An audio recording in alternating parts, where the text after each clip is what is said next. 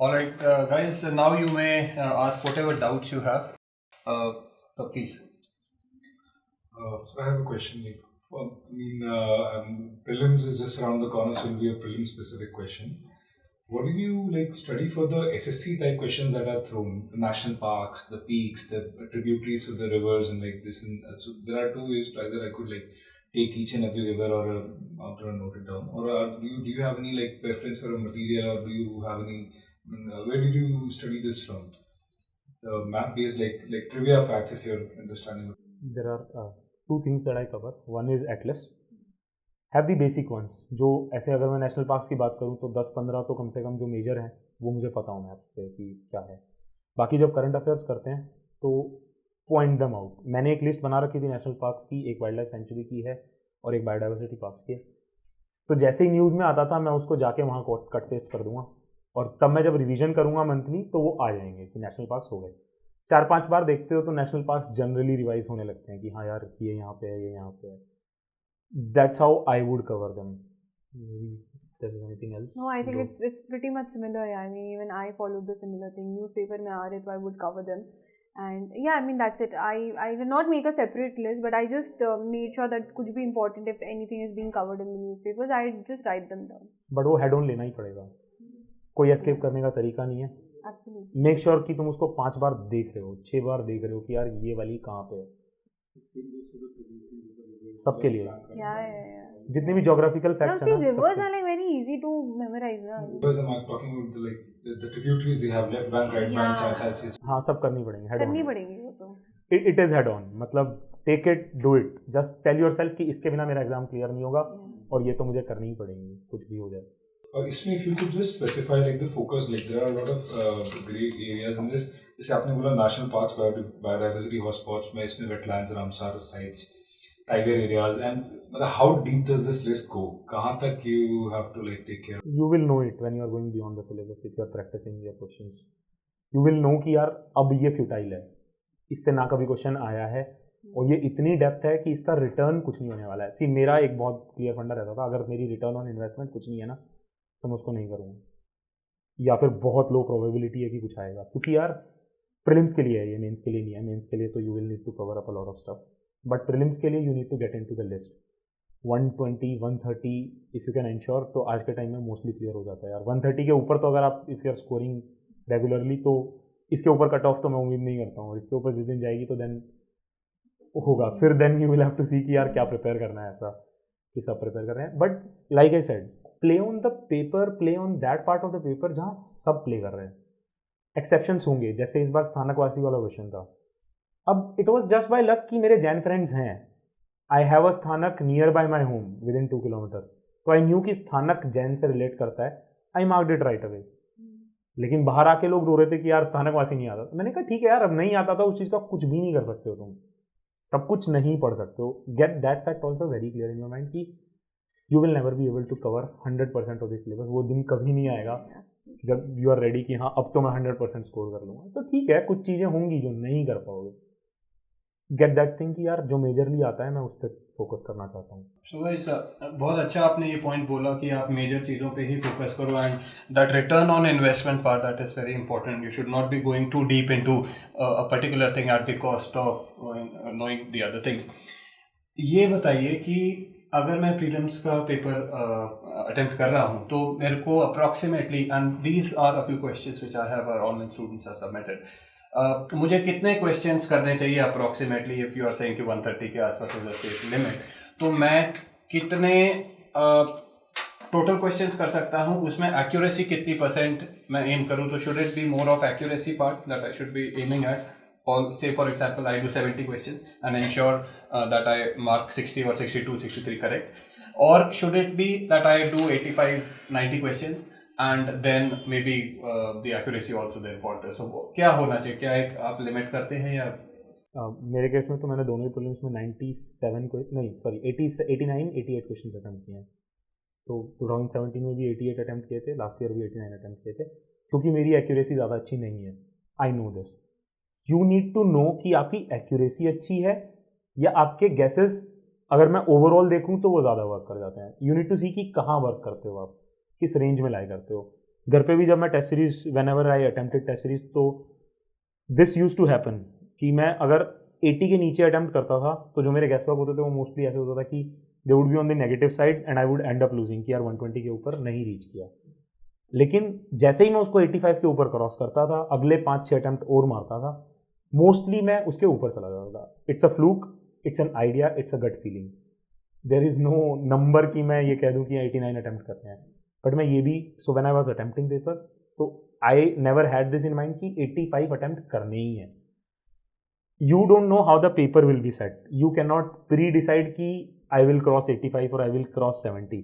Paper देख के you need to see, if you feel कि यार 50 क्वेश्चंस मेरे जनरली अटेम्प्ट हो गए हैं एंड आई नो कि 50 में से आई थिंक 45 करेक्ट हो जाएंगे, बट आई नो कि 45 में एग्जाम तो क्लियर नहीं होगा, तो I need to attempt more.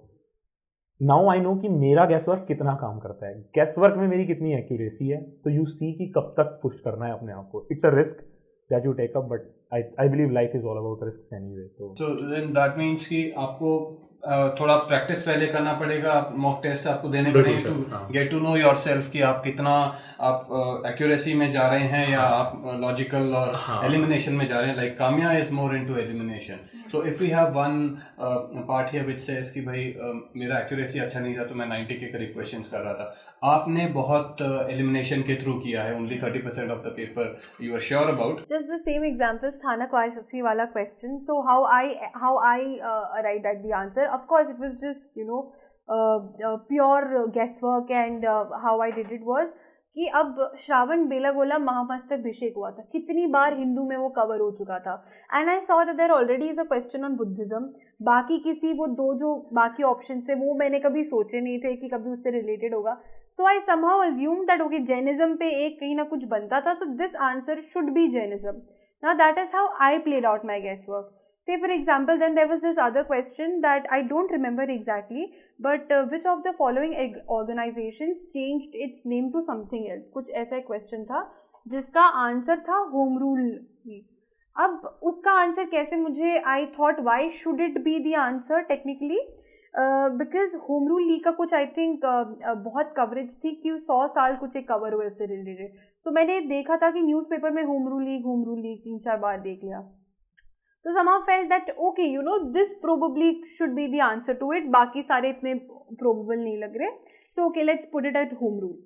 So I think that's how I did it, and I did these guessworks. Again, it is for people who do believe in taking these risks can take it. I afforded to take these risks, but it's solely up to you. So how many questions did you attempt? I attempted about 79 questions. 79. So when the accuracy is less, the attempts are more naturally. When the probably the elimination method is used, so we have a lesser number of attempts from that angle. Okay. Anything else you want to ask? Can I rely completely on Civils Daily in terms of a current affair and because I'm preparing for my 2020, and can I rely completely on my Civils Daily for everything? See, Civils Daily as such for coverage of current affairs is amazing. Okay, I mean they go the extra bit to cover different aspects about a thing which has been in news. So it is great in terms of coverage, बहुत काफ़ी helpful हो जाएगी, but again there is no one source for current affairs.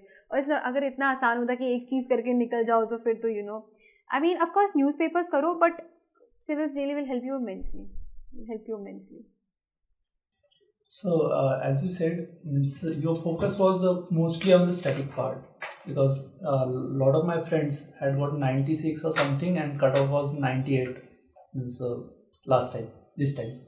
So while studying that static part, apart from static, policies and some programs of Government of India, so how much we should dedicate our time to that? First thing to clarify, I never said my focus was on static part.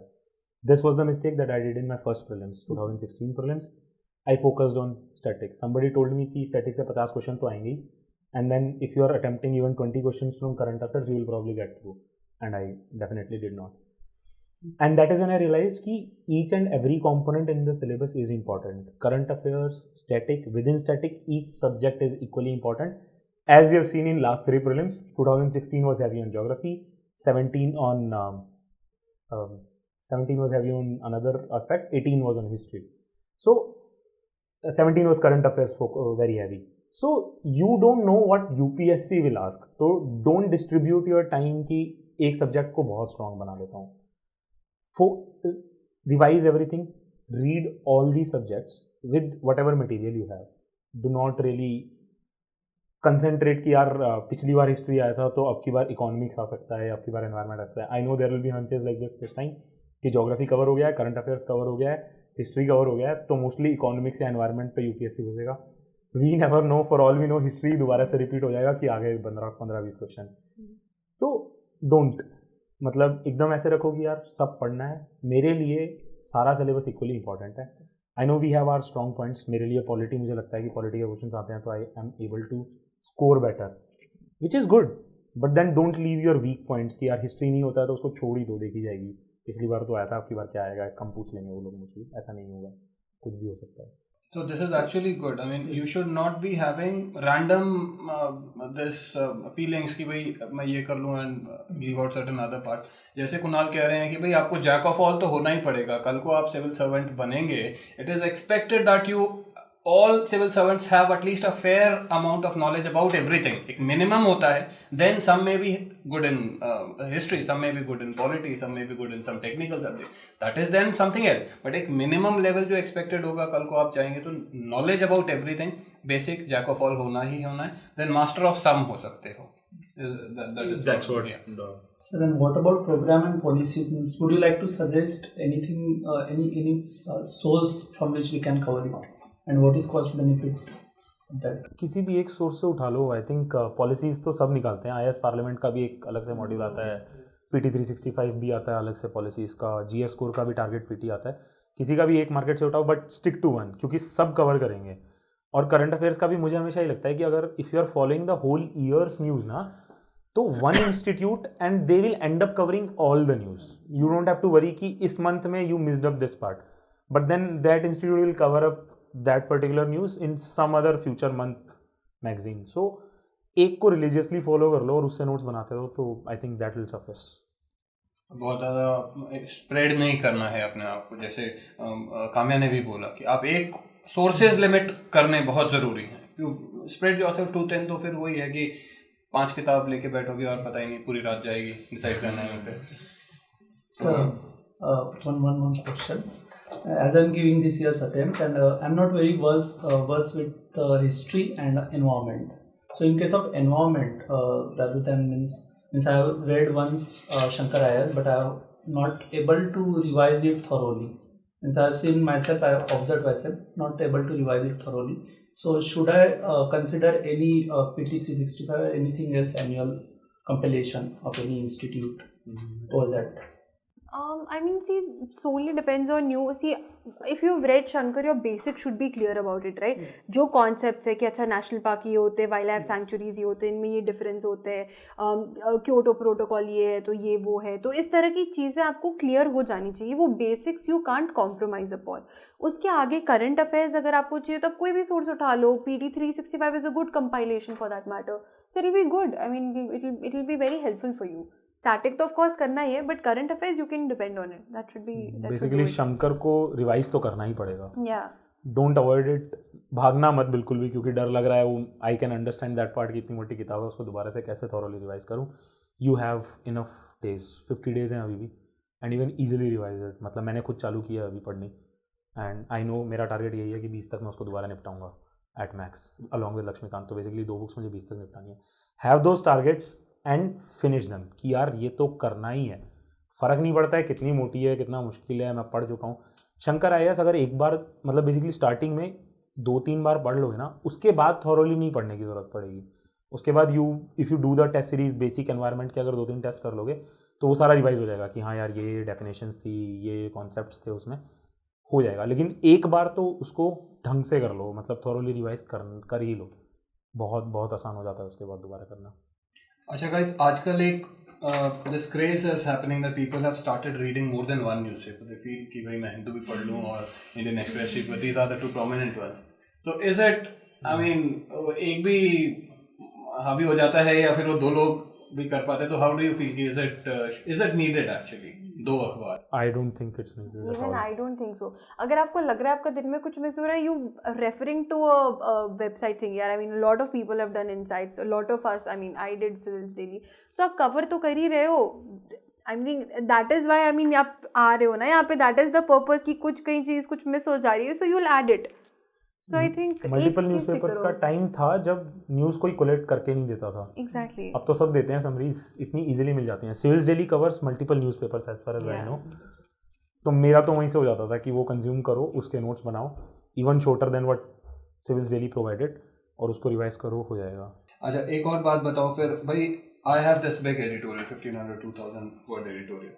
Now, it is about a topic which probably I'm not very conversant with.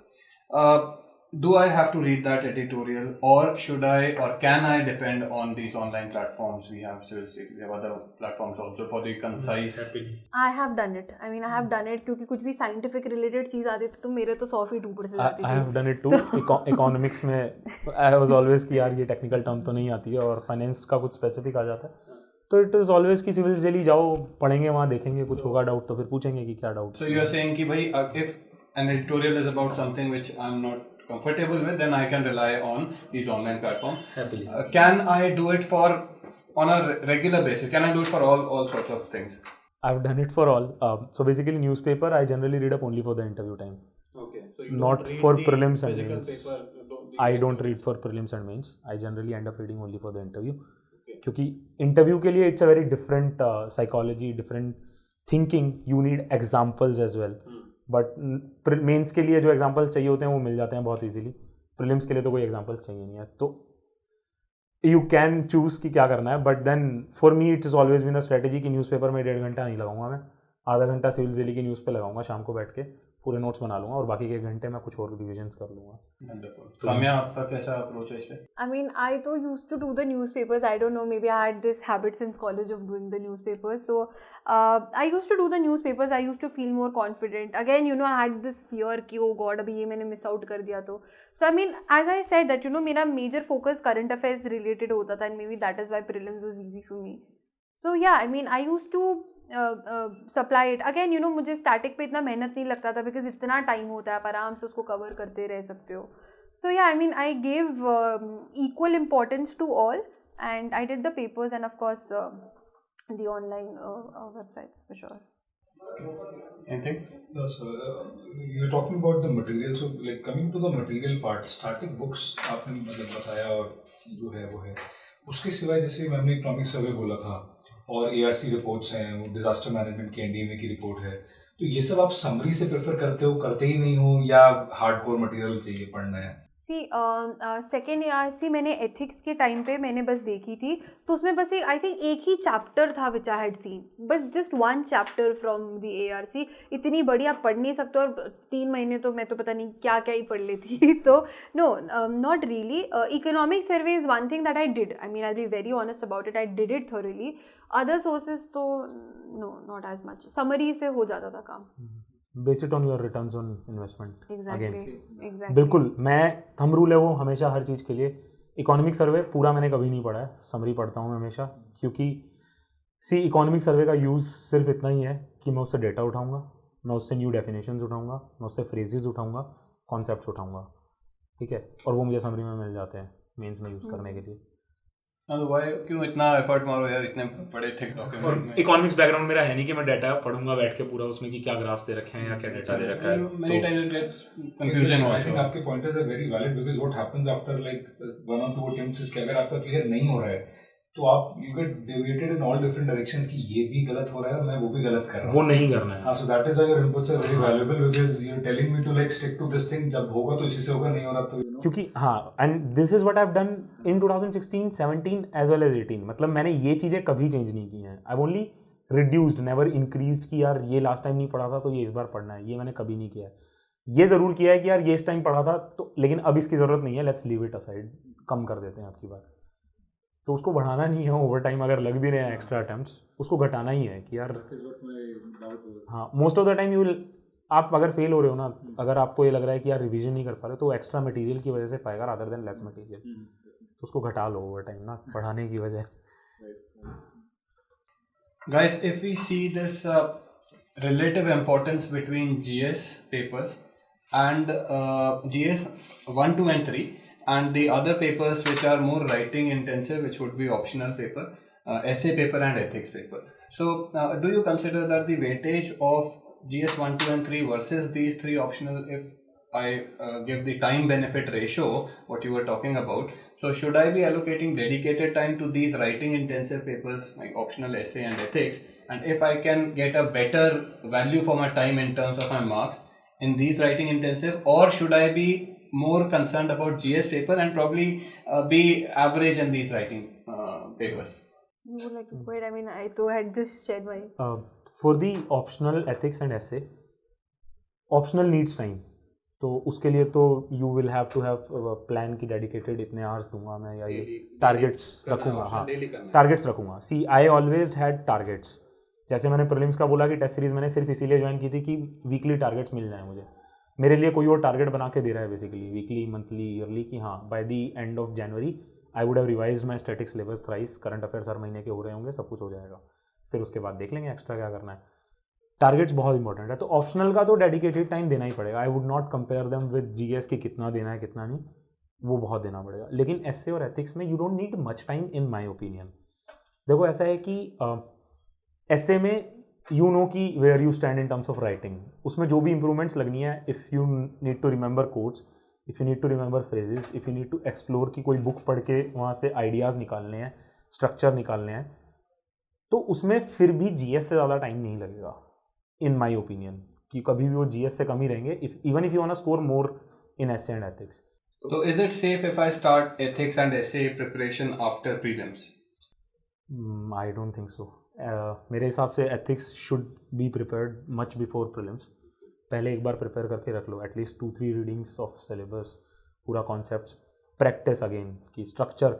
Ethics में तो और भी structure का importance बढ़ जाता है क्योंकि आप रीजंस और सॉल्यूशंस पे नहीं खेलते हो. You need to really put out your psychology, your thinking about a particular ethical issue कि हाँ how do you think. Plus examples बहुत मैटर करते हैं एक्चुअली एथिक्स में. तो जो लास्ट ईयर मैंने क्रैश कोर्स ज्वाइन किया था सर का, उससे पहले मेरे जो एथिक्स के आंसर होते थे उसमें एवरेज मार्क्स आते थे. एंड आई न्यू कि एग्जाम्पल्स बहुत ही ग्राउंड लेवल होते थे. और वो एग्जाम्पल्स एक्सप्लेन बहुत करने पड़ते थे कि तुम 5-6 लाइनें खा जाओगे सिर्फ एग्जाम्पल को एक्सप्लेन करने में. लेकिन सर की उस क्लास के बाद आई रियलाइज कि ऐसे एग्जाम्पल्स यूज़ ही नहीं करने हैं. अगर कॉन्फ्लिक्ट ऑफ इंटरेस्ट की बात आ रही है तो टेक एन एग्जाम्पल कि मिनिस्ट्री ऑफ पेट्रोलियम का अगर कोई बंदा मिनिस्ट्री ऑफ एनवायरनमेंट पे भी अगर बैठा है वो एक पैनल पे जिसमें EOI रिपोर्ट फाइनलाइज हो रही है या अप्रूवल्स मिल रहे हैं केमिकल प्लांट के लिए या पेट्रोलियम डिगिंग के लिए, तो there is a conflict of interest outrightly. जैसे कि अगेन GM फूड का एग्जाम्पल ले सकते हो जो करंट अफेयर्स में है. आई थिंक GEAC की जो सो बेसिकली जो कंपनीज हैं जो रिसर्च करती हैं GM फूड पे, वही फंड करती हैं रिसर्च को, और वही पैनलिस्ट पे बैठते हैं जो अप्रूवल पे बैठते हैं outside the country. I am not talking about GEAC but internationally ऐसा होता है. तो then there is a conflict of interest outrightly. वो जब एग्जाम्पल्स यूज़ करते हो तो तुम्हारे वर्ड्स कम लगते हैं एंड देन वो प्रिपेयर करने में टाइम जाएगा तुम्हारा. एक बार वो प्रिपेयर करके रख लोगे ना मेजर टॉपिक्स का, बहुत ईजी हो जाता है प्रिपरेशन रिवीजन एथिक्स का. टॉपिक वाइज करते थे. ये टॉपिक वाइज कर लो, एक एक चीज़ का ना ये कर लो. ये जो एक एक एग्जाम्पल होंगे ना वो बहुत प्यारे होंगे and this will fetch you. मेरे हिसाब से मार्क्स फेच करता है वो कि बहुत अच्छा बनाता है आंसर को. Absolutely second his point. Yeah. आपने कुछ एथिक्स के लिए कोई पर्टिकुलर बुक वगैरह रेफर की या? Nothing specifically, as I said. So with this friend of mine, we did manage, like as I said, every topic in the syllabus and its related example, which again, as he said, is very important. And we try to introduce it in our answers. And apart from that, I think GS की coaching के time पे जितने notes, जितने उस time पे revision चलते थे, बस that's it, nothing extra. So guys, the key takeaway is that in ethics paper, rather than academic, it is more of application based. What you क्या अपने आसपास देख रहे हो, observe कर रहे हो, and how you link what is happening with your examples and the concepts, probably academic ones if you have studied. So academics के ऊपर इतना focus का जरूरत नहीं है, but you have to be able to link with practical examples whatever you know. Secondly, what as he has said कि आप traditional तरीके से चलने का ज़रूरत नहीं है. You in your answers you may have almost the same thing in terms of content with the other person who is writing, the other examinees, but the way you start, the way you present, maybe if that is different, it can matter in terms of marks. Okay, quotes की बात करते हैं हम. quotes जब लिखते हैं, do I need to write it exactly in the way it has been written verbatim, that is, or can I rephrase it in both my GS, your optional, and in my essay, wherever you use a quote, in optional or essay or in GS answers also? So can I rephrase it or it has to be verbatim? So which is actually very tricky. So I always used to look for quotes which were like very small. So that I don't have to memorize a lot, you know this. I mean, of course, if I'm writing a quote and if I put inverted comma, so inverted commas के अंदर I can't put my own thoughts in it. But you know, if I'm not sure that इसमें किसने क्या बोला, so what I would do is, I said, you know, just like say George Orwell would. So apparently George Orwell की एक बहुत famous line थी that you know either all of us live in a decent world or no one does. So if I don't remember exact किस तरीके में उन्होंने लिखा है, so I'd say that you know this is something that George Orwell would also propound. So इस तरह से इन verbatim छोटे कोट्स याद रह जाते, इसलिए मैं बड़ों वालों पे ज़्यादा फोकस नहीं करती थी. बट ऐसे कुछ नहीं. I mean if you don't remember, then don't quote it, but just say that you know this idea was by this person. One small thing regarding this, I would not like to name, like last year's Disman, there was this IS who, one of his interviews, he was giving out that sometimes, like you said, you know, you need to play with the means paper checker's mind. So he quoted that sometimes you can also give data which may or may not be very true, but then you can move around it. Like you do not know that this data is given by X organization. So आप अगर medical data तो लिख दो and just say कि it is by WHO. So that, is that something would you like suggest, or you has anybody like No. I So again, personally wouldn't suggest that. Even I wouldn't suggest that. To be very honest, I mean, so what happens is to code data, I used to go to mains 365. अब उसमें what I used to do was, उसमें से if I felt that oh you know there कुछ numbers are very easy to remember, अब उस चीज़ में there will be about 20 data. अब हर 20 तो याद नहीं रह सकती, so I'll just pick up the easiest ones. And अगर मुझे कहीं लग रहा है कि कोई data मुझे याद नहीं आ रहा, so I'll give a concept there. Say for example, Panchayati Raj wala, I gave you an example, so I'd give a concept there. So if you don't have any data, because you never know, yaar, what if that examiner knows what it is about, and that will prove out to be extremely disastrous for you. Concept दे दो, concepts can be played around, and you know concepts mostly सच भी होते हैं. तो इसलिए data तो never forge in the paper, never forge. अगर exact data याद नहीं है, अप्रोक्सीमेट यूज Approximately. करो, अराउट Yeah. यूज करो, अबाउट यूज करो. बट ऑर्गेनाइजेशन का नाम तो आई वुडेंट रिकमेंड कि कुछ भी ऐसा लिखो कि हाँ, अगर नहीं है तो ठीक है ना. सी देर नॉट सीकिंग जस्ट दैट कि तुम्हें यार ऑर्गेनाइजेशन का नाम याद ही हो. अगर उसे गलती से भी पता होगा तो वो फिर पूरा नेगेटिव प्ले करेगा. लेकिन अगर तुम सिर्फ ये लिख के आते हो कि this is how it is और नाम नहीं भी लिखा है. मैंने अपनी मेंस टेस्ट सीरीज में लास्ट ईयर ये किया था सिविल जेली की में, कि मैंने नाम नहीं पता है मुझे ऑर्गेनाइजेशन के या रिपोर्ट के, तो मैंने नहीं लिखा है. लेकिन मुझे डेटा पता है तो मैंने डेटा लिखा है. If you देखो approximation चल जाता है, plus minus 10% is fine. You don't really need to remember कि भाई मान लो poverty का ratio is 22.17% or something like that. You don't just say more than 20% or 1/5 of India's population or something like that. You can't say Hindustan की population 2 billion है. Just these इतना deviation नहीं होना चाहिए. थोड़ा बहुत ऊपर नीचे चल जाएगा. And then there are very few organizations. Health की बात करोगे, किसके डेटा मिलता है? वर्ल्ड हेल्थ ऑर्गेनाइजेशन का मिलेगा. A few organisations only are there. अगर आप पॉलिटिक्स की बात करोगे, आपको ADR करके एक ऑर्गेनाइजेशन है, then you have this PUCL करके एक organisation. There are some data they quote. You don't have to after point कितना चाह रहा है, that is not needed. In newspapers they have this habit of putting very exact data, that is not required. Just approximation, roughly plus minus 10% is okay. So just know the source and the approximate data, that will suffice. In terms of guys, subheadings. Now this is another issue, that should I be writing subheadings when I write my essay paper, divide my entire paper into say paragraphs and then subheadings for each paragraph or a couple of paragraphs, and can it be done for both essay and NGS? Okay, so as far as essays is considered, I mean, I used to write a lot of subheadings again because I wanted to make my essay look more systematic. So when you put a subheading, matlab, it can't come out of glue ki the other paragraph is about something else and this paragraph is about something else. So for example, while I'm trying to explain that say if, for example, I attempted the poverty wala question, that poverty somewhere is threat to, I mean, injustice somewhere is threat to just, I mean, it was something like that, I don't remember exactly. So it was poverty somewhere is threat to prosperity Pretty elsewhere. everywhere. Yeah. So I think that was the वो तब मुझे उसमें social political aspects किए कि मैंने कहा but this is not solely dependent on political reasons, there could be other factors, and then I wrote sense and solidarity as my subheading. So what came out of it, I tried to write the psychological aspects of it under it. So that way it has to be very systematic. If you can do it, subheadings are great. If you cannot, there is not a first rule that, oh no, subheadings have to be there. If you can do it, it's great, it will make your answer look more attractive, but if no, there is no harm in it. While writing my paper, you have already pointed out that it is the quantity of questions that have to be done. Absolutely, you have to finish the paper, all 20 must be done. The same, you will agree with that? A bit I would not, ki quality versus quantity is the difference. So if there is a question which you don't know anything about, I would मतलब like absolutely no idea. If you have some idea, मेरे को तो like in the Bose-Einstein question, I couldn't being from like science background, even then I couldn't even connect boson to Bose.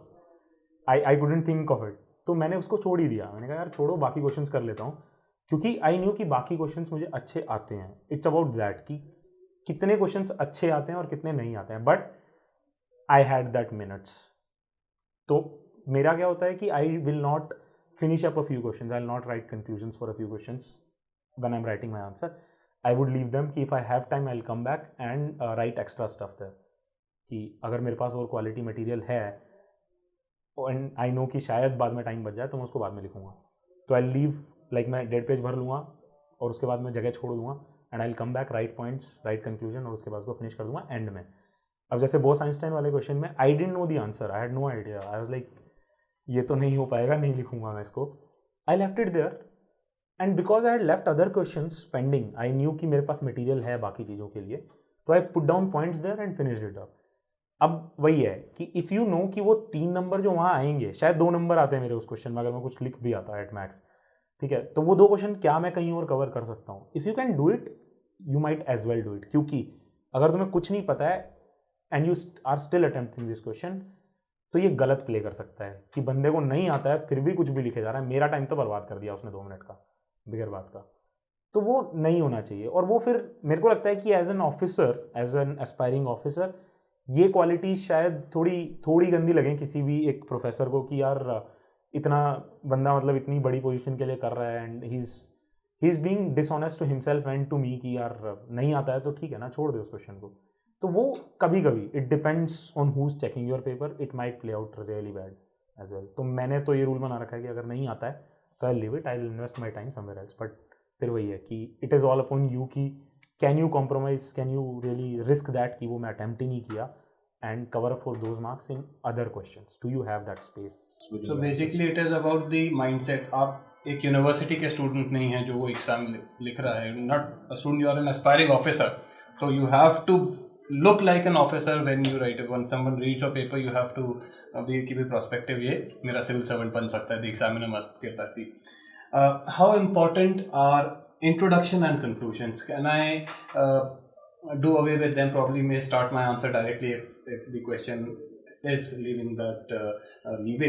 I can start it directly, or should I be making sure that I write at least 1 or 2 lines in introduction and in conclusion? We should definitely. We should. किसी से मिलते हैं तो introduction करते ही है ना. That is when we get to the depth of it कि वो क्या बात करने वाला है. बिना इंट्रोडक्शन के तो they don't understand why they are talking to me. See without you knowing कि मैंने इस बार एग्जाम क्लियर किया है, आप लोग you wouldn't ask me these questions, क्योंकि कोई पॉइंट ही नहीं बनेगा. You don't know whether this person has done it, has experience कि करना है, कैसे नहीं करना है. Is the same thing this question as well कि इफ द एग्जामिनर अंडरस्टैंड्स कि आपने इस क्वेश्चन को किस पर्सपेक्टिव से लिखा है और क्यों लिखा है, आप इस टॉपिक के बारे में क्या समझते हैं और क्या एसेंस है इस टॉपिक की, क्या इंपॉर्टेंस है इस टॉपिक. मेरा तो इंपॉर्टेंस पे फोकस रहता है हमेशा. If I am writing about agriculture तो मेरा फर्स्ट लाइन हमेशा यही रहता है कि more than 50% of our population is dependent on agriculture.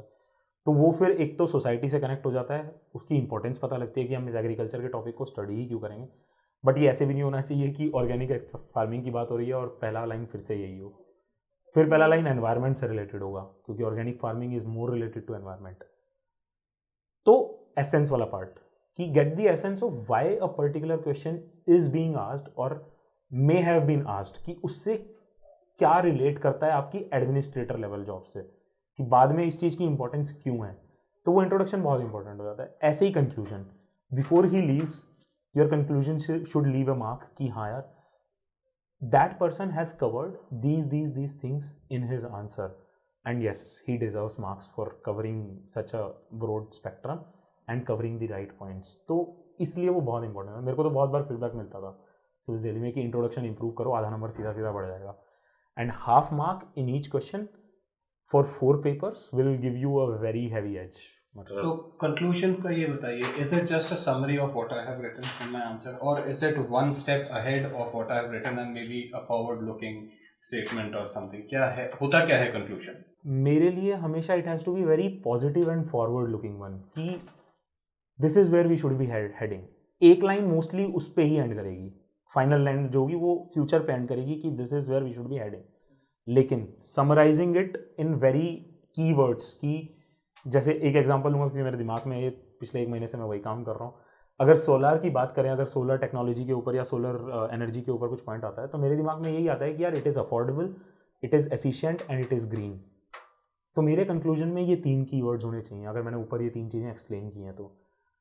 अब वही है, आई हैव गॉट दैट फीडबैक कि मैंने कई बार नई चीज़ें इंट्रोड्यूस कर दी थी कंक्लूजन में, वो लेकिन फिर ऑकवर्ड हो जाता है क्योंकि दैट यू हैवंट डिस्कस्ड और तुमने लिख दिया है, अब इसका मैं क्या करूँ? No new thing should be there, कोई नया रैंडम फैक्ट या रैंडम चीज़ें मत डालो, बट ऊपर वाली चीज़ों को क्रिस्प कीवर्ड्स में येट रिपीट ना हो, एग्जैक्टली ऊपर लिखा है सेम वर्ड्स नहीं आने चाहिए, पर पैराफ्रेज करके तो ओवर टाइम मैंने क्या करना चालू कर दिया था अभी इस पेपर में एटलीस्ट, कि वो कीवर्ड्स मैं अलग ही रखता था। जब मैंने आंसर चालू किया तो वो कीवर्ड्स मैं अंदर यूज ही नहीं करता था। आई वुड हैव दैट 3-4 कीवर्ड्स कि ये कंक्लूजन में यूज कर, कंक्लूजन पहले सोच लेता था मैं अब कि यार ये 4 कीवर्ड कंक्लूजन में यूज करूंगा, इनको बीच में नहीं यूज करना है और बाद में मैं अपने पॉइंट्स को इससे लिख दूंगा। तो इवन इफ अगर मैंने वे फॉरवर्ड लिखा है तो क्या मैं वे फॉरवर्ड के बाद भी कंक्लूजन लिखूं एक लाइन पे, या वो फिर चल जाता है? वो मैं अवॉइड कर देता था कभी कभी। अगर वे फॉरवर्ड लिखा है तो conclusion is basically way forward, but मतलब वही है, फिर भी एक लाइन शायद मैं एंड में लिख ही देता था, just like a final word about this, just to give it a sense of closure. But फिर वही है कि वो फाइनल वर्ड कीवर्ड में ही चाहिए कि this is where will be heading types. Okay, writing practice कब स्टार्ट करनी चाहिए भाई मेरे को? आंसर मैंने तो पहले 2 हफ्ते में ही चालू कर दी थी, पहले 2 हफ्ते ऑफ स्टार्टिंग माय प्रिपरेशन। तो बेसिकली एनसीईआरटीज पढ़ रहा था मैं, एनसीईआरटीज के पीछे के क्वेश्चन होते थे जो एक चैप्टर एक्सरसाइज होती है, मैं उनके क्वेश्चंस लिखता था पहले एक पेज के। आई वुड ट्राई, क्योंकि those questions can be finished in 20 words as well, 50 words as well, and can be stretched to 100 words as well. तो मेरा फोकस यही रहता था कि वो एनसीईआरटी के क्वेश्चन को 100-120 वर्ड्स में लिखना है, ताकि आई गेट दैट प्रैक्टिस की कैसे चीज़ों को कितने इंट्रोडक्शन कंक्लूजन के साथ लगना है और कितना स्ट्रेच करना है, कितनी डेप्थ देनी है। तो वहाँ पे फिर प्रैक्टिस हो जाती है। And then I started with current affairs within a month और 2 months टाइम, कि अब करंट अफेयर्स भी मुझे समझ में आने लगे हैं कि क्या लिखना है। आई हैव दैट इनफ नॉलेज कि मैं कुछ ना कुछ लिख सकता हूँ क्वेश्चंस के बारे में। Then I would start with that as well. Okay, तो काम्या आप क्या बोलेंगे? Yeah, I mean, I would slightly like to disagree क्योंकि शुरुआत के टाइम पे we don't even have enough matter कि हम कैसे लिखें, and then when we go कि किसी के पास चेक कराने के लिए, so we might get a little demotivated कि ये कैसे लिख दिया, वो कैसे लिख दिया. So there's a slight area that I'd like to disagree with. थोड़ा once you are settled a little, maybe after 3 to 4 months when you have a significant amount of knowledge, maybe start writing then.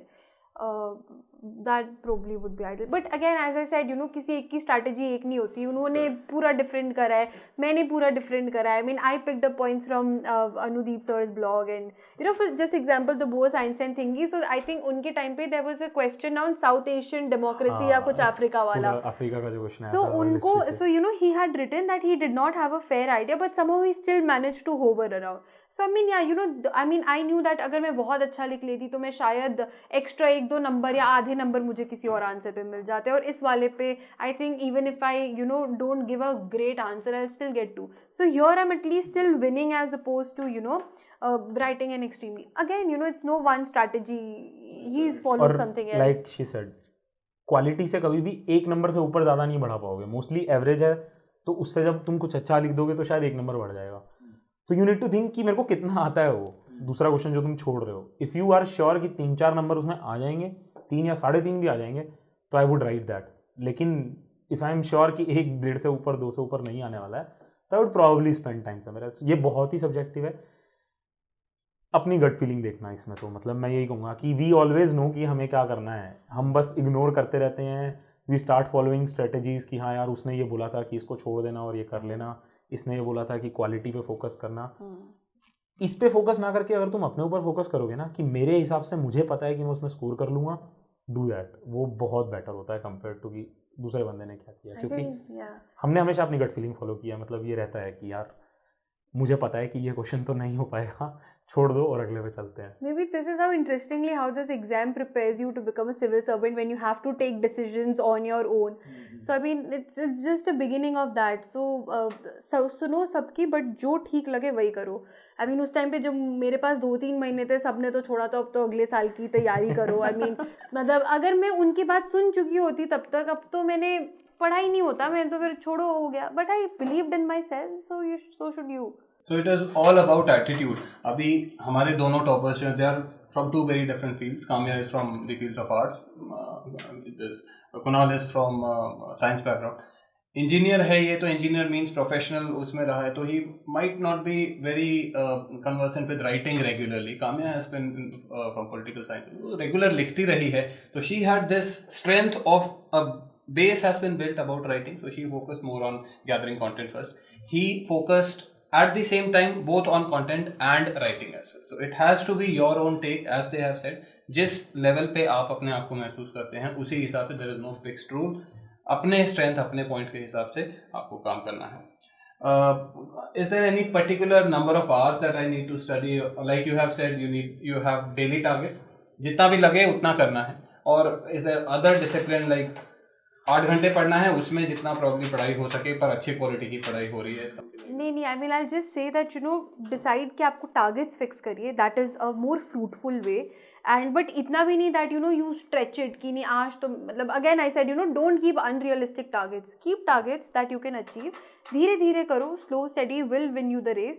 So go head that way. ऐसा नहीं कि पढ़ाई, not of time. Exactly, target of कि मैं ये chapter निपटाऊंगा या मैं ये बुक अगले 3 दिन में फिनिश कर रहा हूँ. जैसे लाइक आई सेड कि 20 अप्रैल तक मेरा टारगेट है कि लक्ष्मीकांत और शंकर आईएएस का एनवायरनमेंट, ये 2 मॉड्यूल्स मैंने फिनिश करने हैं. तो वही टारगेट है. इट डजेंट मैटर जैसे आज का पूरा दिन जाएगा तो जाएगा, but then I will cover it up for next day कि यार कल करूँगा मैं इसको और कल करूँगा. तो वहाँ पे बैलेंस करना है. डी डे पे क्या स्ट्रेटजी रही? पीटी में कैसे किया? दोनों से क्वेश्चन है. कैसे अटेम्प्ट किया पीटी? मतलब मान लो जो भी आपका रहा होगा, इतने घंटे में इतने क्वेश्चन करने हैं या whatever time, and in mains किस तरीके से? सबसे पहले तो मतलब I put out a background. I will always sleep properly. I have that habit. अब उसको चाहे इट्स अ बैड हैबिट और it's a good habit, I don't know, but it's a habit. I have never got tensed कि मैं सोऊंगा नहीं पहली रात को. मतलब चाहे कुछ भी हो, रिजल्ट आ रहा है, रिजल्ट आए, मेंस हो रहे हैं, मेंस हो, प्रीलिम्स आ रहा है, कुछ भी हो, I have slept well all the time. Prelims वाले दिन as she said attentiveness is very important. I give you an example. 17 का प्रीलिम्स था, उसमें नंबर ऑफ स्टेट्स काउंट करनी थी, नागालैंड से महाराष्ट्र का ट्रेवल का. थोड़ा आइडिया था मुझे, बस ये कन्फ्यूजन था कि उड़ीसा और वेस्ट बंगाल के बीच में बाउंड्री शेयर होती है कि नहीं होती है. ठीक है, आई वाज लाइक यार इस क्वेश्चन पे मैं रिस्क नहीं ले सकता हूँ, ये तो सही होना ही होना है. ठीक है, दिस इज़ क्लियर +2 मार्क्स. अब मैं बाहर निकला रूम के, पानी पीने के लिए निकला था, चीटिंग करने के लिए नहीं निकला था. सामने इंडिया का मैप था. It's a government school, always have an India map. सामने ही था, बिल्कुल सामने ही था, और मुझे सिर्फ यही देखना था. मेरे को मतलब सेकंड की ज़रूरत थी. I didn't need even a minute कि मुझे पूरा मैप एक्सप्लोर करना है. मुझे सिर्फ सेकंड की ज़रूरत थी टू देखने के लिए कि उड़ीसा और वेस्ट बंगाल बाउंड्री शेयर करते हैं कि नहीं करते हैं. बाकी चीज़ें मेरी क्लियर थी.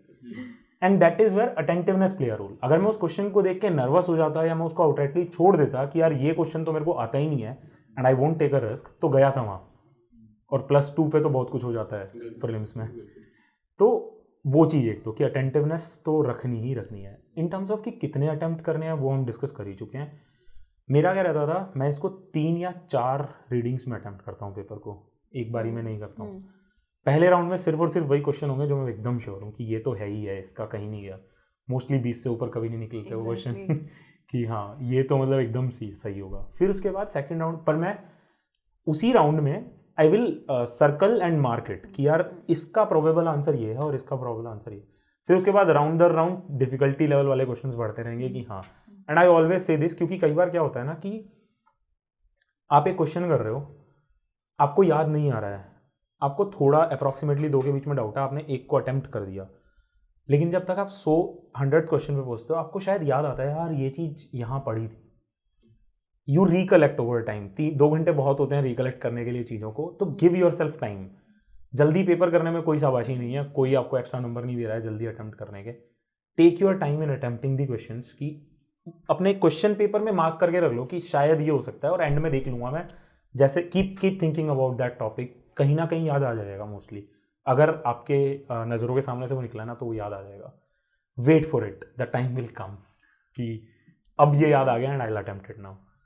तो वो चीज़ की सीक्वेंस में अटेम्प्ट करना है, लेवल बाय लेवल अटेम्प्ट करेंगे। छोड़ने का ऐसे है कि डोंट टेक एकदम fluke gases. I have done it and I know कि पे करना पड़ सकता है उस चीज़ के लिए कि एकदम फ्लूक मारा है। इट्स अ रिस्क अगेन, कितना रिस्क लेने को तुम तैयार हो, कितनी रिस्क एपेटाइट है, वो चेंज होता है। पीटी के लिए तो मेरे हिसाब से यही रहता है। सी सेट का if I cover it up, I never really practice CSAT क्योंकि मैथ स्ट्रॉन्ग रहा है and I have always had that कि सी सेट हो जाएगा। मतलब एंड में आई थिंक 10-12 क्वेश्चन जो रिवीजन टेस्ट में आते हैं बस मैं कर लेता हूँ, मतलब बिना पेन उठाए जैसे हो जाते हैं थोड़ा बहुत कि हाँ ये हो जाएगा। तो सी सेट के लिए नहीं किया, but if you are know that you are weak in CSAT, nothing is worse than missing prelims because of C set.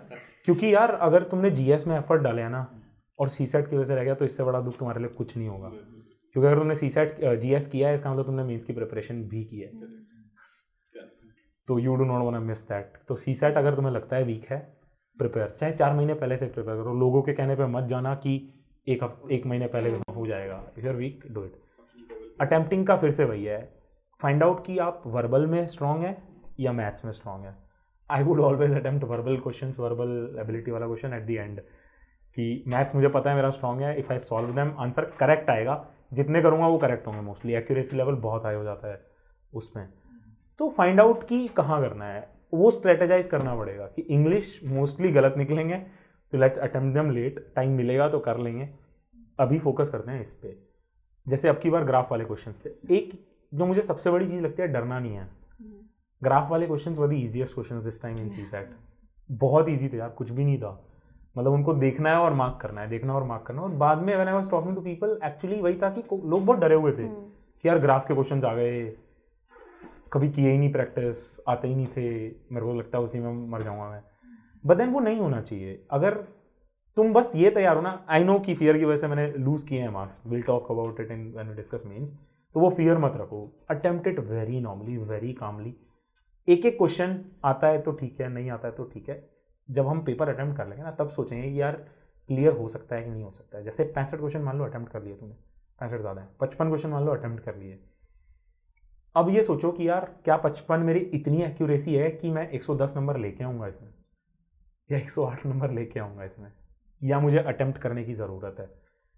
तो मेरा वही कि 80 अटेम्प्ट करने के बाद मैं फिर यही सोचता हूँ कि यार इसमें से कितने गलत हो सकते हैं, and then do a calculation. मेरे हिसाब से बहुत टाइम होता है प्रीलिम्स में। I have never really crossed 1 hour first hour for my first 2 और 3 राउंड्स मेरे प्रैक्टिस के अटेम्प्टिंग के पहले 1 घंटे में हो जाते थे। Then you keep on thinking कि यार अब करने हैं कि नहीं करने हैं, कितने अटेम्प्ट तक लेके जाना है, कितना नहीं लेके जाना है। Keep thinking about it, you will know कि कौन से नंबर पर रुक जाना है। इस बार ऐसे ही था कि 89 के बाद बस रुक जाना है। And let me tell you, 89 के बाद जो मैं 90th अटेम्प्ट कर रहा था वो आंसर मेरा करेक्ट था। तो तुम बाद में कुछ भी सोच सकते हो, लेकिन उस टाइम ये सोचो यार कितना रिस्क लेने का एपेटाइट है।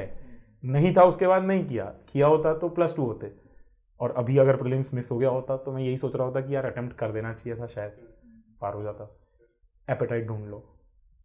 मेंस के लिए if I come to it, I had sleepless nights, literally sleepless nights, क्योंकि मेरा सिलेबस पूरा ही नहीं हो रहा था रिवीजन का। मैंने अपने नोट्स बनाए थे, नोट्स बहुत ज़्यादा थे, हो ही नहीं रहा था। तो और पिछले मेंस में ऐसा बिल्कुल नहीं होता, पिछले मेंस में मैं प्रॉपरली सोया था एकदम आराम से कि हाँ ठीक है सुबह उठेंगे 4 बजे रिवीजन करेंगे। लेकिन ठीक है, अगर if you are having like 5 hours sleep during mains तो मुझे लगता है कि it can work out 2-3 days, but इस बार 5 दिन में ख़त्म हो रहे हैं paper and you would not have time for even optional, मतलब कोई ब्रेक नहीं होगा बेसिकली, 5 दिन में 9 के 9 पेपर निमट जाएंगे। तो तुम स्लीपलेस नाइट्स नहीं रख सकते हो। अगर पहले और दूसरे में स्लीपलेस नाइट्स रखी, ऑप्शनल ख़राब हो जाएगा पूरा। तो आपकी बार रिवीजन भी पहले ही करके रखनी पड़ेगी, लास्ट डे रिवीजन नहीं हो पाएगी बिल्कुल भी, तो वो सोच के चलना होगा। अटेम्प्टिंग में मेरा ये रहता था कि मैं जो अपने 20 मार्कर हैं, नहीं 10 और 20 मार्कर क्वेश्चन है ना, तो ऐसा कभी नहीं रहता था कि मैं कोई डिसाइड करके चलूँगा कि मुझे किस में से पहले अटेम्प्ट करने हैं। First thing of any paper is don't go with pre conceived notions, pre planned stuff कि मैं ये अटेम्प्ट करूँगा, कि मैं 20 वाले पहले 10 के 10 अटेम्प्ट करूँगा फिर मैं 10 वालों पे आऊँगा। कोई ज़रूरी नहीं है भाई उससे मार्क्स आएंगे। एग्जाम्पल 2017 का एथिक्स का पेपर था, case studies were very tough, like very tough. मैंने जब अटेम्प्ट करना चालू किया तो आई रियलाइज कि नहीं होगा, केस स्टडीज़ में मार्क्स मैं स्कोर नहीं कर पाऊँगा क्योंकि समझ में ही नहीं आ रहा था। RTI वाला क्वेश्चन था, if any of you guys remember, RTI वाला क्वेश्चन था, उसमें ऐसे पूछा था कि यार क्या सोल्यूशंस दोगे, घिसे पिटे सोल्यूशंस थे, कुछ इनोवेटिव तो दिमाग में आ ही नहीं रहा था, लिखूंगा क्या। तो मुझे पता था इसमें मार्क्स नहीं आएंगे, कैसे भी नहीं आएंगे, इसमें मैं चाहे आधा घंटा लगा दूँ इसमें मार्क्स नहीं आएंगे। I focused on my 10 markers क्योंकि आई न्यू कि 10 मार्कर्स ईजियर हैं and I can score there. फिर वही एग्जाम्पल्स अगर तैयार कर रखे हैं, चीज़ें तैयार कर रखे हैं, तो 10 मार्कर्स में भी नंबर आएंगे। 100 was the score last year, जो कि लास्ट ईयर के हिसाब से अच्छा खासा था एथिक्स में। तो मुझे वही लगता है कि अब पता तो कभी लगेगा नहीं, बट मुझे हमेशा ये लगता है कि वो जो 100 मार्क्स रीच किए थे लास्ट ईयर के एथिक्स के पेपर में, वो शायद इसी वजह से किए थे क्योंकि मैंने 10 मार्कर अटेम्प्ट कर लिए थे पहले अच्छे से, कि यार वहाँ अगर स्ट्रेंथ लाई करती है तो फोकस दे। अब जिसने वहाँ केस स्टडी में मार्क्स अपने लगाए होंगे टाइम, वो गड़बड़ हो चुका होगा, यार कभी नहीं होगा। दूसरी चीज़, ब्लॉकर्स मत रखो अपने उसमें। एक क्वेश्चन पे सोचने का टाइम तुम्हारे पास है ही नहीं, मतलब एक क्वेश्चन अगर नहीं आता है तो नहीं है तुम्हारे पास टाइम कि तुम उसको बैठ के प्लान करो, सोचो। होना क्या चाहिए, आइडियली क्वेश्चन पढ़ा और तुम्हारे दिमाग में रन कर जाना चाहिए कि क्या क्या पॉइंट्स आएंगे, यू जस्ट कीप राइटिंग। अगर है break, leave it, move to the next question. कहीं ना कहीं बीच में इसको याद आ जाएगा तुम्हें, क्योंकि ये सबकॉन्शियस में रहेगा कि यार ये क्वेश्चन छूटा हुआ है। जब दिमाग में आ जाएगा ना, वहीं पे अपने दूसरे क्वेश्चन को छोड़ देता हूँ मैं छोड़ देता हूँ और मैं इधर मूव कर जाता हूँ, क्योंकि मुझे पता है मैं इसको दोबारा भूल जाऊँगा। ठीक है, मैंने क्वेश्चंस छोड़े हैं बीच में कि लिख दिया आधा पोर्शन एंड आई नो कि मुझे सॉल्यूशंस अभी दिमाग में नहीं आ रहे हैं, solutions I will come back to it और मैं लिखूंगा बाद में, क्योंकि मैं क्वालिटी पे कॉम्प्रोमाइज़ नहीं करना चाहता सॉल्यूशंस की। ठीक है, if I know about the topic कि यार अननेसेसरली मैं कुछ भी लिख के आ जाऊँ क्योंकि उसमें मार्क्स आएंगे नहीं, टाइम में वेस्ट नहीं करना चाहता, बिकॉज आई नो कि 3 घंटे में पेपर बेयरली पूरा ही होगा। ठीक है, move to the next question, जब भी दिमाग में आएगा वो उधर वापस जाओ और कर दो। लेकिन अब इसमें वही है कैविएट कि switching, context switching, if you are good at it तभी कर पाओगे ये। Don't try it unnecessarily, if you can do it do it, if you can't do it finish up your questions, come back to the questions जो बाद में दिमाग में आए या कुछ भी, बट ब्लॉकर तो आप कैसे भी नहीं रख पाओगे। पूरा अटेम्प्ट करना है as far as possible. Diagrams का आई लर्नड इट लेट, के डायग्राम्स ज्योग्राफी में ड्रॉ कर लो और IR में ड्रॉ कर लो, अगर कर सकते हो तो थोड़ा हेल्पफुल हो जाता है। बाकी तो वही है, इंट्रो कंक्लूजन्स जो भी हम डिस्कस कर चुके हैं। कामे, आपका क्या स्ट्रेटजी रही? As far as prelims is considered, he is very right. I mean, even I would solve the paper over 2-3 rounds. पहले एक बार short वाले हो गए, and I'd mark them in pencil.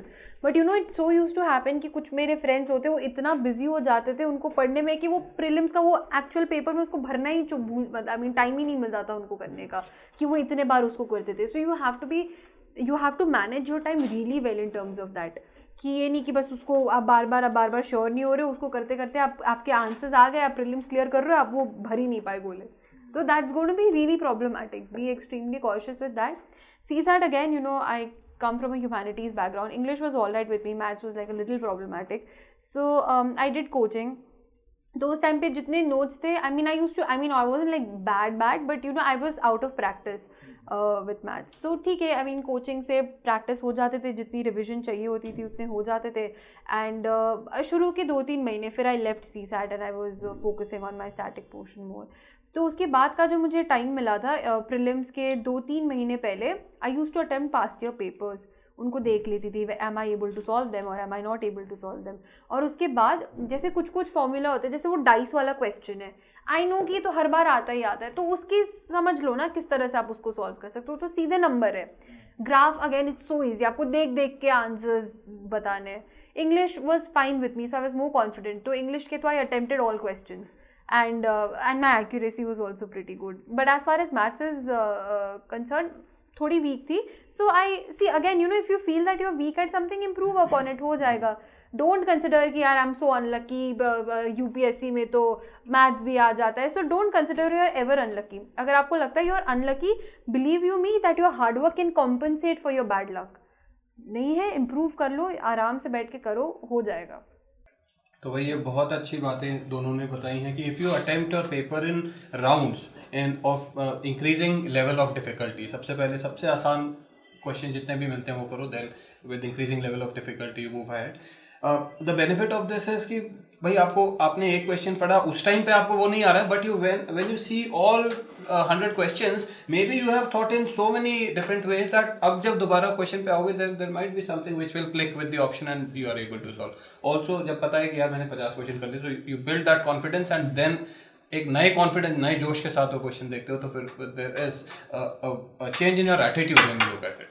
So this is very important. So, one small thing I'd like to ask you is, when you're going through this first and second round of revision in your paper attempting thing, so like suppose if आपने एक question attempt करा और आप next पे आए and you don't know that question, आपको अभी फिलहाल नहीं याद आ रही होगी, तो do you like scratch off the wrong options there, वरना वापस आके आपको फिर वो पूरा मेहनत करना पड़ेगा? Save time. See when you know कि ये आंसर बिल्कुल नहीं हो सकता है, स्क्रैच इट ऑफ, क्योंकि फिर उस पर सोचना नहीं पड़ेगा एटलीस्ट दोबारा कि यार ये भी हो सकता है, नहीं हो सकता है, बाकी 3 में से एक एलिमिनेट करेंगे, देखेंगे। And because you're anyways investing time in like time, भाई return on investment, thumb rule, keep it there, कि हर चीज में वो एक्चुअली पता है। इफ यू सी इट कि अगर मैं कोई क्वेश्चन पढ़ रहा हूँ और मुझे पता है इसका बिल्कुल कोई आइडिया नहीं है, तो उस क्वेश्चन में टाइम लगाने का मतलब ही नहीं है। सी आउटराइटली सीधे सीधे क्वेश्चन है यार, स्थानक वासी अगर आज तक तुमने टर्म भी नहीं सुनी है तो will come back to it, बाद में सोचेंगे जब टाइम होगा। ऐसा नहीं होना चाहिए कि जिस चीज का पता ही नहीं है उसके चक्कर में जो पता है वो छूट गया। Is the same with mains as well. पता लगे तुम अटेम्प्ट कर रहे हो कुछ बायो प्लास्टिक्स के ऊपर क्वेश्चन, जैसे तैसे लिख रहे हो, और उसके बदले एक बहुत सिंपल सा क्वेश्चन छूट गया है सीधा सीधा इकोनॉमिक्स के ऊपर, वो नहीं करना है, क्योंकि then your strategy will fail you, कि यार 2 नंबर एक्स्ट्रा हो सकते थे आउटराइटली, कि हाँ वो क्वेश्चन अटेम्प्ट करता तो नंबर बढ़ जाते, तो वो चीज़ को डिसाइड करके चलना है। एंड अगेन वही मार्किंग वाली बात है, जैसे काम्या ने बोला, इट शुड नॉट हैपन कि आपने पेपर कर लिया but you are not able to fill the circles properly in the end, वो 10 मिनट में इतना प्रेशर हो गया और filling the wrong circles, that should not happen. तो one way of doing it is कि यार आप तो या तो पहले कर लो 1 घंटे में इतने कर लिए, now let me mark these papers, और यू एलोकेट 15 मिनट्स लास्ट का only for that purpose, and you will have to fill those the form also which they bring, तो उसके लिए 5-10 minute just keep that, and once you mark a question, just tick it कि मैंने ये circle कर दिया, tick the question. There might be questions which you are not very sure of the answer, but you are pretty sure कि यार मैं इसको mark करूंगा, तो मे बी उसको सर्कल कर दो कि इसको मार्क नहीं किया, टिक वाले मार्क में। हाँ, इसके लिए नॉट श्योर, इसमें लास्ट ईयर के topper there was this lady, I do not know her name, so she also point out this very good strategy. मैंने उन्हें बताया कि मार्क करते करते मेरे से 2 को करते करते अलाइनमेंट खराब हो गया, तो मेरे 2 गलत हो गए, तो उन्होंने क्या बताया था कि व्हेन यू आर मार्किंग, आप एक पेंसिल ले लो और लाइन टू लाइन करते चले जाओ, सो दैट एंड में जब आपको करना भी होगा, it will hardly take 5 not even 5 minutes, 40-50 second में आप, क्योंकि you only have to encircle what is already there.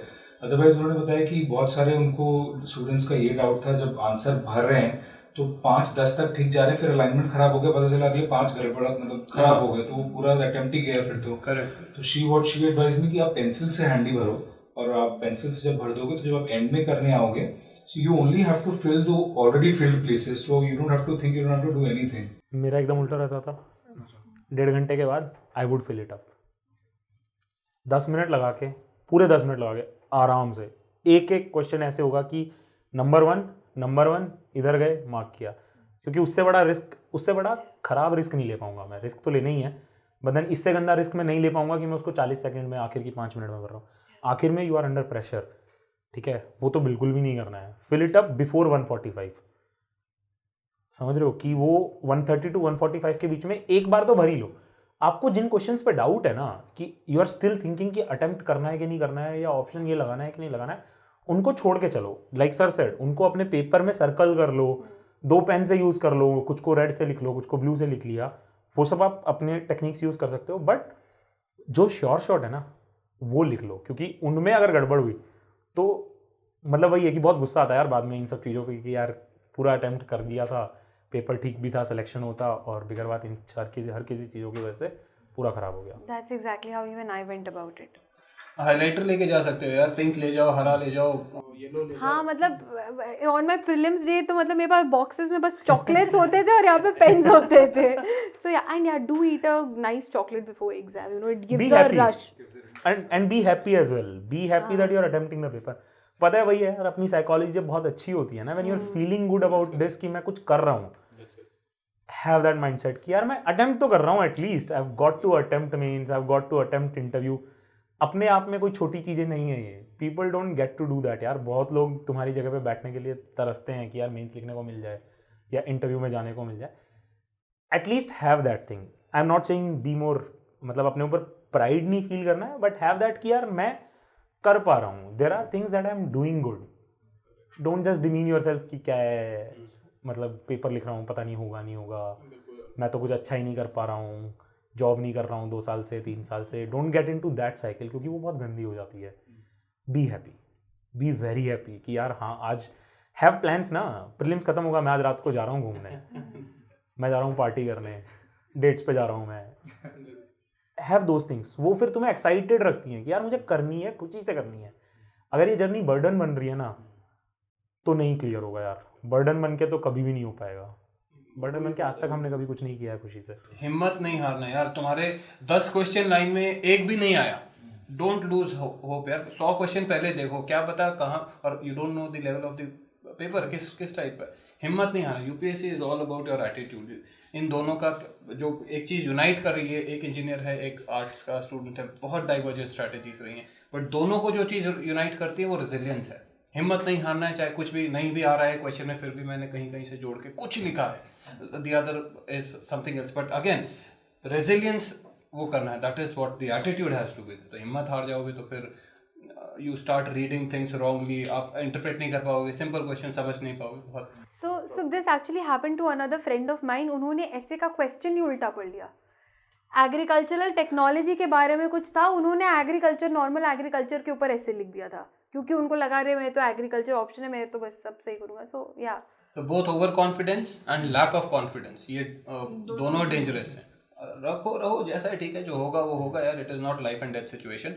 Attitude has to be the thing you need to. Stakes बहुत हाई मत होने दो कभी भी, पूरी प्रिपरेशन के टाइम ना आईएएस के एग्जाम के स्टेक्स इतने हाई मत होने दो that it gets the better of you. मतलब यार बहुत चीज़ें हैं लाइफ में करने को, मैं अपने दोस्तों को भी बोलता हूँ। अभी एक दोस्त है मेरा, actually he was kind of not very happy कि क्या चल रहा है क्या नहीं, and then I told him कि अगर क्विट भी करना है तो it is okay, it is not bad to quit यार। इफ़ यू फील कि नहीं हो पा रहा है या नहीं होगा मेरे से, and I have other things to do in my life, it is okay. कभी भी यार देखो, मेरा एक और दोस्त है जिसके दोस्त ने अभी सुसाइड कमिट किया था पिछले प्रीलिम्स के बाद, because he could not reach on in time. हाँ, वो जो केस आया था, and that was too bad. वो नहीं होने देना है अपने साथ भी और अपने दोस्तों के साथ भी, कि टेल पीपल कि अगर नहीं हो रहा है तो इट इज़ ओके यार। This is not life and death situation कि नहीं हुआ तो मैं ख़त्म ही हूँ, मेरी ज़िंदगी में कुछ बचा नहीं है, कभी भी नहीं है यार। ये सब नहीं होने देना है बिल्कुल भी, अपने साथ भी नहीं और दोस्तों के साथ भी नहीं। यार हम ही लोग प्रेशर क्रिएट करते हैं अपने दोस्तों पे भी कि यार तूने तो यार लाना ही है, अंडर 100 तो इस बार लाना ही है, मत करो यार वो सब, बहुत ज़रूरी है कि ये ना हो। and then again don't keep a fetish कि नहीं फर्स्ट अटेम्प्ट में ही हो जाना चाहिए। I mean don't do that कि होना ही होना है, मतलब ठीक है नहीं होगा कुछ और देख लेंगे, बट ये नहीं कि आप उसमें प्रेशर जा रहे। I mean all this kind of an enigma that is created around people unnecessarily, that I think takes a huge toll on people who are preparing, so try to keep them away. No, confidence wala point I think is very resonating, because one of my seniors in school, so he was also attempting, उन्होंने 4 means लिखे but नहीं हुआ, तो when he finally switched over to, he went to IIM, तो मैंने उससे पूछा like आपने छोड़ दिया, आर सेटिस्फाइड? तो his response was कि जितना घुसने के लिए कॉन्फिडेंस चाहिए ना, उतना ही निकलने के लिए भी चाहिए, तो ये अगर गिर गया बिल्कुल तो फंस जाओगे। It's a vicious cycle. Is there anything else you would like to ask? Yeah. Sir how to like working professional जो होते हैं वो कैसे टाइम मैनेज कर सकते हैं इस प्रिपरेशन में? I've not had personal experience, but there is a friend who's preparing abhi. It gets difficult. It is tough. देखो, there is no point me saying कि यार बहुत easy है, कर लोगे, उसके साथ भी कर लोगे. Although that motivates, but that's not realistic. It is tough. लेकिन अगर डेली के यार 6 घंटे निकाल पा रहे हो, 5 से 6 घंटे अगर डेडिकेटेडली निकाल पा रहे हो, I think that should help you a lot. कि अगर साल भर की प्रिपरेशन लगा रहे हो तो 6 घंटे डेली निकाल के भी इट इज़ डूएबल मेरे हिसाब से. बाकी प्रीलिम्स और मेंस के बीच में छुट्टी ले लो यार, जॉब छोड़ दो अगर प्रीलिम्स एक बार क्लियर हो गया तो it's much easier on that side. अब उसमें वही है, रिसोर्सेज और रिस्ट्रिक्ट करो अपने. रिटर्न ऑन इन्वेस्टमेंट और ज़्यादा इंपॉर्टेंट फैक्टर बन जाता है कि आपके पास और कम टाइम है. लाइक शी सेड कि मेंस से पहले शी हैड ओनली 2 months, 1.5 महीना तो ऐसे ही लगा दिया था. उसके बाद she had to be very choosy कि क्या पढ़ना है और क्या नहीं पढ़ना है. स्ट्रेंथ्स पे खेलना चालू करो अगर टाइम कम है तो, क्योंकि फिर वीकनेस को इंप्रूव करना बहुत मुश्किल होगा. वीकनेस को इस लेवल तक लेके जाओ कि वो ऐसा ना हो कि तुम्हें नीचे खींच ले, बट देन वीकनेस को तुम कभी भी इतनी आसानी से उतना नहीं बढ़ा पाओगे जितना आप अपनी स्ट्रेंथ्स पे प्ले कर सकते हो. Have that strategy. Maybe I would say कि talk to somebody who's preparing or who has cleared this exam with preparation, with job. But then the most important part in this aspect is कि you don't have to be emotional कि मैं UPSC की तैयारी कर रहा हूँ तो मैंने बहुत बड़ा ज्ञानी बनना है या मैं knowledge gain करना है. The target has to be absolutely clear and that is only to clear this exam. Rank वैंक का टारगेट रखने का थोड़ा प्रेशर बन जाता है, तो उसके बजाय my target is only to clear the exam. मैं ना ही इससे ज़्यादा पढ़ना है, जितना चाहिए बस उतना. जैसे रिटर्न ऑन इन्वेस्टमेंट की बात करते हैं, टाइम इतना जाएगा तो मेरे को बेनिफिट मिलेगा तो पढ़ूंगा, नहीं तो मैं नहीं पढ़ूंगा. 4 पॉइंट पढ़ने हैं हर टॉपिक के ऊपर, छोटे छोटे 50 वर्ड के 5 सेंटेंस तैयार करो. That is it. Cover as many topics as possible. तो वही बात है, आप अपना टाइम के हिसाब से एंड टारगेट बिल्कुल क्लियर रखना. इमोशनल होने की जरूरत नहीं है इस. एंड ये इसका अट्रैक्शन इतना ज़्यादा हो जाता है ना कि ये भी पढ़ लेते, ये भी पढ़ लेते. सो आई रिमेंबर जब हम ऐसे क्लासेस जाते तो लाइन में वेट करना पड़ता था और लोग लाइन में डिस्कस करते थे, आज तो इतने प्लेन सैंक्शन हो गए. मैंने उन प्लेन के नाम भी कभी नहीं सुने होते थे. अब यहाँ तो मैं घबरा जाऊँ कि यार ये कौन सी चीज़ है, अब ये तो मुझे पढ़ना है. मुझे थोड़ी वहाँ पे जाके डिफेंस सेक्रेटरी बनना है कि मुझे पता हो कि ये क्या चीज़ थी. जब बनेंगे तो तब बनेंगे, तब देखी जाएगी, तब तो सीखना ही पड़ेगा. बट अभी से क्यों? जो जरूरत है बस वही करना है, उससे ना एक कदम आगे ना एक कदम का. दो एग्जांपल यूज करने हैं, F16 यूज कर लेंगे और एक आधा और कुछ यूज कर लेंगे. समझ रहे हो कि जो बहुत कॉमन है, जो तुम्हें इजीली रहता है वो याद कर लो ताकि वो यूज हो जाए. बाकी तो जब बनोगे तब कर लेंगे यार, बाकी चीजें भी याद हो जाएंगी. बिल्कुल. तुम ये सोचो ना यार, देखो एक 21 साल का बच्चा अगर ये एग्जाम क्लियर कर सकता है तो 21 साल और एक 32 साल का भी क्लियर कर रहा है, तो वो इतनी बड़ी रेंज है. एक यंग 21 साल का बच्चा कितना, उसको बहुत एक्सपोजर नहीं है लाइफ का, but still if the person is able to manage, that means there is a trick to it कि आप उसको फोकस रहोगे तो आपका एग्जाम क्लियर. बहुत ज़्यादा लॉफ्टी आपको करने की जरूरत नहीं है कुछ भी. ठीक है. तो इज दैट ऑल गाइस? चलो ठीक है भाई. Kunal, Kamya, you were absolutely wonderful. Thank you for taking out your Anytime, time. sir. Thank you Thank so you very so much for having us, and thank you for such an interesting conversation. I hope whatever we had to say did help you. Definitely a lot. Thanks for all your guidance. It was very invaluable. I'm sure मतलब all of us will be available easily on social media networks. कभी भी कोई doubt हो तो यार ping कर सकते हो बहुत easily. मतलब एटलीस्ट मेरा तो even if you Google a keyword GGRWLKNL, you will get it. It's a very unique username, कहीं नहीं मिलेगा. तो if you just Google it, you will get links बहुत easily. तो पिंग में कोई प्रॉब्लम नहीं है. टाइमली डिलेज हो सकते हैं, मतलब डिलेज हो सकते हैं यार कि हाँ रिप्लाई नहीं कर रहा हूँ, गायब हो गया हूँ, क्योंकि मैं घूमने में बहुत रहता हूँ, इधर उधर बहुत ऐसे रहता है कि कभी किसी से मिल रहा हूँ टाइम पास के लिए. तो will just I'll be available. Same यार, मेरे पास भी कुछ है नहीं करने को अभी 2-3 महीने से. If there is anything, feel free to contact, we will be there to help. Thank you. चलो guys, I hope it was beneficial. और अगले साल मैं यहीं बैठा हूँ, तुम लोग यहाँ पे आ जाओ. अगले साल कोशिश यही होनी चाहिए. चलो ठीक है guys, thank you so much. Very best, all the very best. Thank All the you. best. Bye. Subscribe to our YouTube channel and press the bell icon on the YouTube app and never miss another update from Civil's Daily.